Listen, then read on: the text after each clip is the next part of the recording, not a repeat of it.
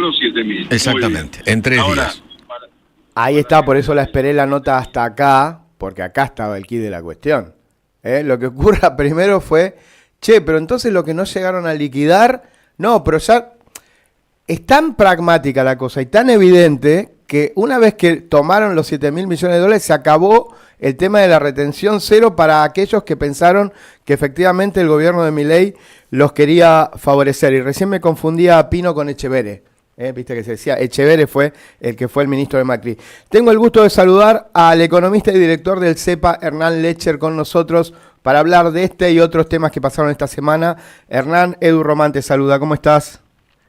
¿Qué tal, Eduardo? ¿Cómo estás? Buenas tardes. Buenas tardes. Bueno, creo que escuchaste la última parte de esto y podemos empezar por ahí porque es increíble, ¿no? Lo que pasó esta mañana.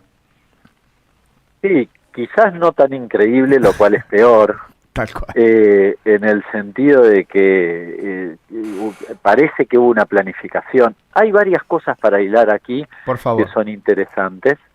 La primera, y digamos lo que estamos viendo, que es claramente un escándalo, que la dinámica, la forma en que se aplicó esta medida, que es la baja de retenciones a cero, con esta lógica que, claro, vos, a ver, imagínate que vos tenés soja, o iba a decir sos productor, no, tenés soja, porque es muy importante la diferencia, y liquidarlo sin retenciones te implica un beneficio del 25%.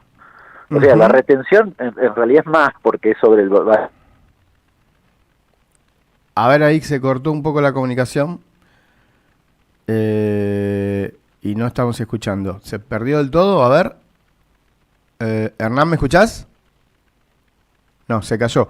Justo estábamos hablando de eso. Separame un poquito y retomamos la comunicación. Cresta, gracias.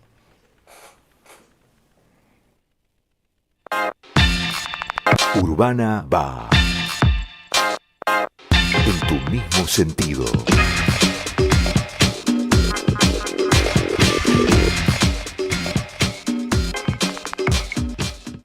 Luis Felipe Noé en San Martín.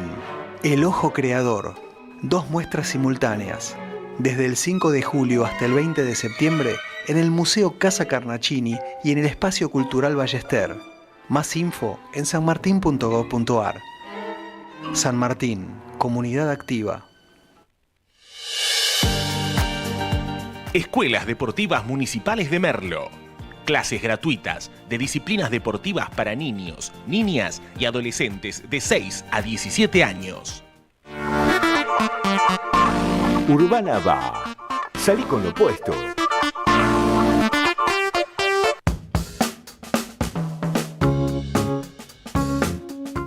Recuperamos la comunicación, Hernán. Justo estabas dando el ejemplo de vos sos productor y vos tenés soja y ahí se cortó. Bueno, hacía la aclaración, sí, que decía, más que productor, tenés soja, y entonces yo me ahorro de pagar una retención que va del 24,5 si son derivados de soja o si es poroto 26. Sí, tengo ese rango, pero es un montón de plata. Total. Con lo cual, el margen era tan importante que lo que sucedió fue que las grandes cerealeras se apuraron, declararon exportaciones futuras sin tener el grano, obviamente, sin tener el grano ni comprado ni hablado con a quién se le iban a comprar, no importa. Declararon 7.000 millones de dólares en 48 horas y entonces se garantizaron la venta futura sin retenciones. Claro, durante esa ventanita de tiempo, el precio de la soja, digamos, subió al valor sin retención.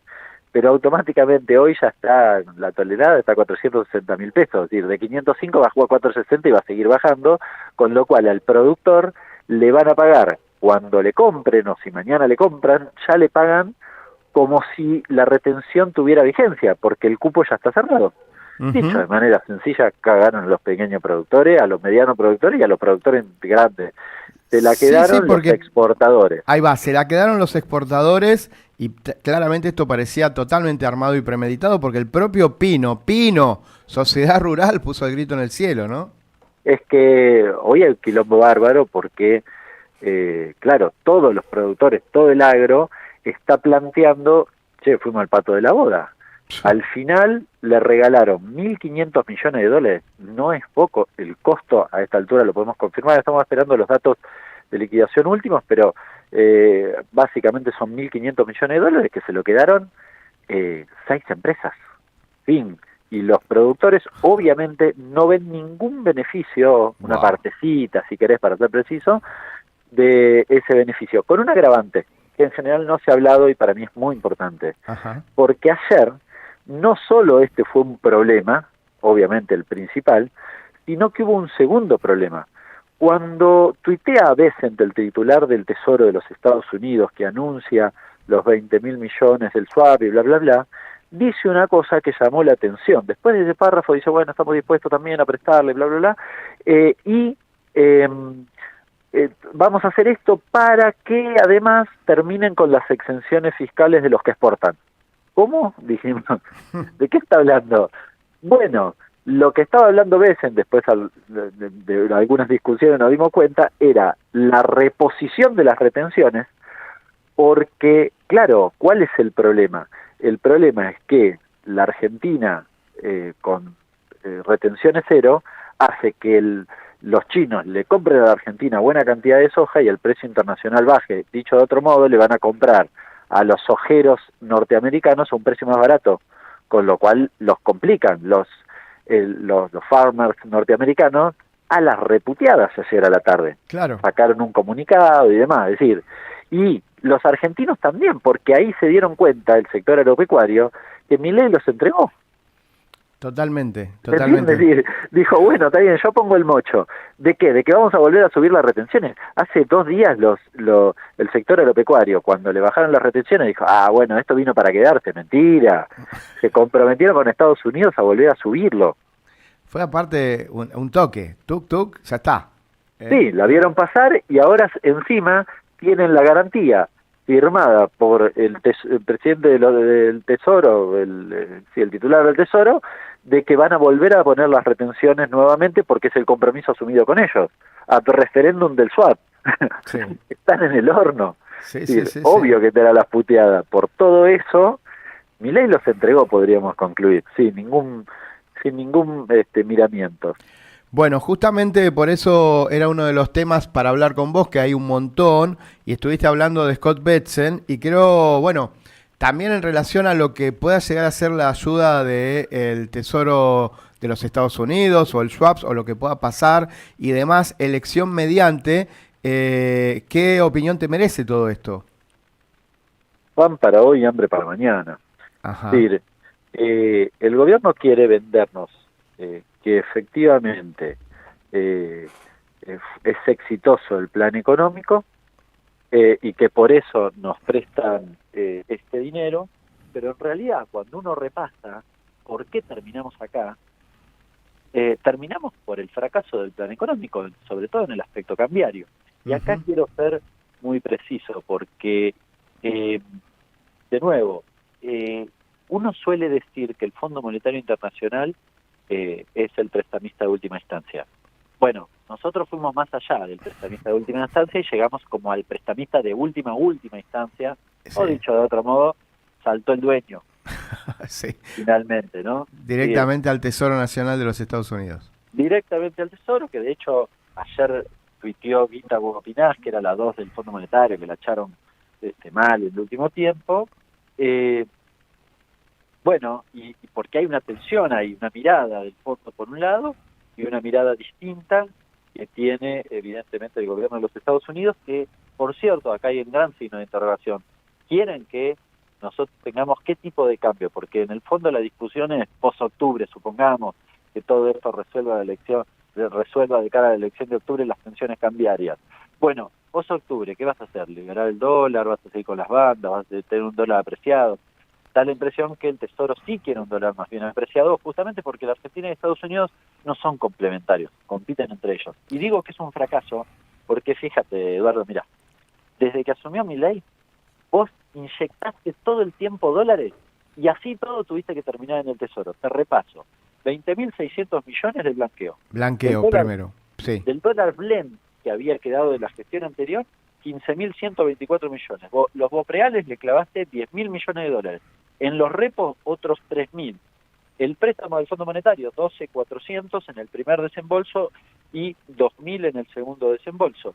La base de retenciones temporarias te significaron un diferencial de unos 8.000 millones de dólares, y finalmente los préstamos de los organismos multilaterales, 6.200. Creo que no dije el bonte de 1.500 millones de dólares adicionales.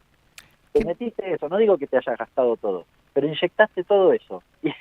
Y llegamos a este punto donde tuviste que ir a pedirle la escupidera de nuevo al fondo y adelantar otra vez retenciones. ¿Y todo eso dónde está? Es la primera pregunta. Formas. Algunos dólares evidentemente se han gastado, depende del periodo y demás. Otros se los gastaron en los 1.000 millones que intervinieron el otro día, otros están en la cerca del Banco Central. Pero a los efectos de pensar la sostenibilidad del esquema cambiario, ninguna de estas cosas fue suficiente. Por eso vos dijiste pan para hoy, hambre para mañana, porque como que claro, esto es un ratito nada más, otra vez. Y bueno, da la impresión que va a ser un ratito con la lógica de lo que plantea el gobierno. De hecho, vos te acordás que cuando llegó la plata del Fondo Monetario Internacional, algo muy llamativo, discutíamos cuánto tiempo iba a durar la plata, y recién te la habían dado. Sí, bueno, esto era llamativo y tiene que ver con el esquema cambiario donde el gobierno decidió tener un dólar en clave electoral y donde seguimos discutiendo si después de las elecciones lo sostienen así o no. Estaba leyendo las declaraciones de Gopiñat, que vos estabas nombrando recién, la ex subdirectora del Fondo Monetario, que ella plantea que Argentina debe acumular reservas, flexibilizar el tipo de cambio para que pueda subir, evidentemente, y asegurar el respaldo interno para las reformas. Pero en este punto vos pensás que hay una diferencia respecto de lo que pueda decir Scott Bessent o Donald Trump. ¿Por qué guita tuitea? Yo siempre medio tengo una mente conspirativa, pero digo, ¿por qué tuitea? Después de que la echaron y se fue a dar clase, ¿no? Y viene y opina esto. Hay que ver los antecedentes del fondo. Hay más de uno que se fue criticando la no sostenibilidad del acuerdo con la Argentina, ¿no? Y sobre todo en el aspecto cambiario. Entonces me parece que le está diciendo, sí, todo muy lindo, pero chicos, era lo que yo decía. Uh-huh. Y quiero ver qué van a hacer ustedes. Me da la impresión que ella está discutiendo con Bessent en el sentido de que si uno mira entre líneas o pretende leer entre líneas, identifica una divergencia entre la mirada del Tesoro y en este caso Guita Gopinaz, que también hay que entenderlo en un contexto. Puedo decir, ¿y por qué se fue? ¿Cuál fue la discusión? Evidentemente el Tesoro presionó, sí, claro. ¿Y por qué? Bueno, porque el Fondo Monetario tiene una preocupación que trasciende todas estas discusiones y que a veces, o me da la impresión que la discusión argentina está en el medio de la escena, pero que es que tiene temor de que Trump se le ocurra que Estados Unidos no tiene que ser más parte del Fondo Monetario Internacional. Entonces se vuelve particularmente indulgente. Siempre fue muy sumiso naturalmente a la decisión de Estados Unidos, pero hoy estamos viendo una particular indulgencia, por ejemplo, con el caso argentino, básicamente por este temor que acabo de mencionar. Bien, aparecieron los datos de pobreza, los dimos hace un ratito, 31.6 de pobreza, 6.9 de indigencia, y lo que nosotros opinábamos recién es que esto da más o menos 11 millones y pico de argentinos en esta situación. Y hablábamos de la polémica que hay en relación a lo que es la forma de medir del INDEC, que Marco Labaña prometió cambiarla, y sin embargo esto sigue mostrándose cuando hay una baja respecto del último número, que estaba 38, como un éxito. ¿Vos qué pensás, antes de hablar de los números, de la medición en sí? No, lo sabe todo el mundo, hasta el Fondo Monetario dijo que la medición está mal. Metodológicamente está mal, tiene dos cosas graves. Vamos despacito, a ver con eso, porque es muy importante. Pero son sencillas. Una es la cuestión de los ponderadores, que pega sobre inflación y pega sobre pobreza. No se miden de la misma forma, pero el efecto de la subestimación del peso de los servicios en particular hace que, en el caso de la pobreza, la línea de pobreza quede más abajo. Técnicamente la línea de pobreza se calcula o se extrapola a partir de la línea de indigencia, es decir, de una canasta de alimentos. Bien. A ver ahí. Otra. A ver, ¿ahí me escuchás? Yo los escucho perfecto. Dijiste canasta de alimentos, se me cortó lo último. Cuando digo la canasta de la canasta total, la canasta de pobreza, se calcula en base a la canasta alimentaria. Y se calcula del siguiente modo. Bueno, si yo gasto $1 de alimentos, ¿cuánto gasto de no alimentos? Bueno, si yo subestimo el peso de los servicios, lo que gasto de no alimentos sobre alimentos tiende a bajar. Entonces la línea queda más abajo y más gente queda por encima de la línea de pobreza. Ese es uno de los problemas. El problema de los ponderadores que están desde el 2004-2005 y que son viejos y que entonces te pegan a la baja en materia de pobreza. El otro efecto que tal vez tiene más importancia es los ajustes que se hicieron en los ingresos. Esto lo explica muy bien Salvia. Hoy salieron los datos también de salarios de las distintas, de lo público, privado y no registrado.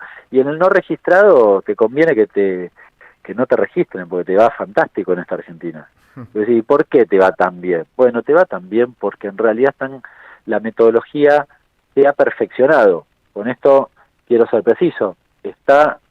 La calculan mejor, pero el hecho de calcularla mejor implica que no le den continuidad a lo que tenían antes. Por ejemplo, mejoraron e incluyeron la tarjeta alimentar.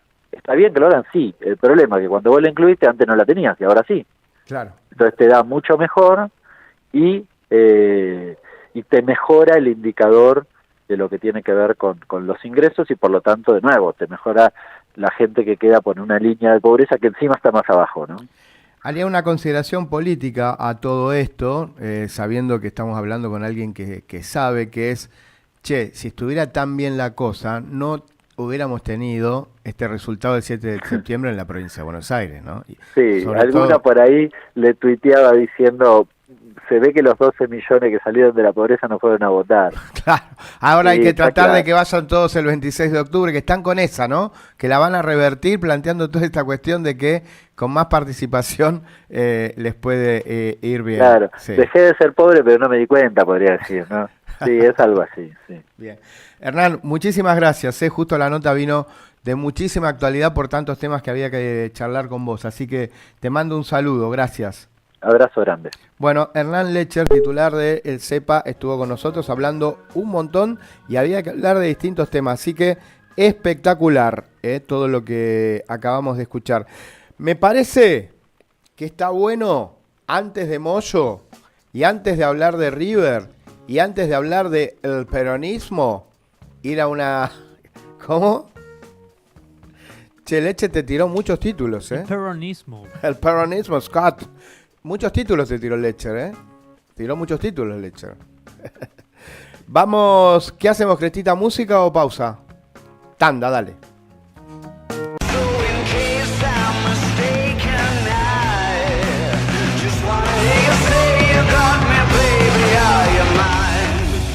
www.urbanava.com.ar La música urbana la encontrás acá.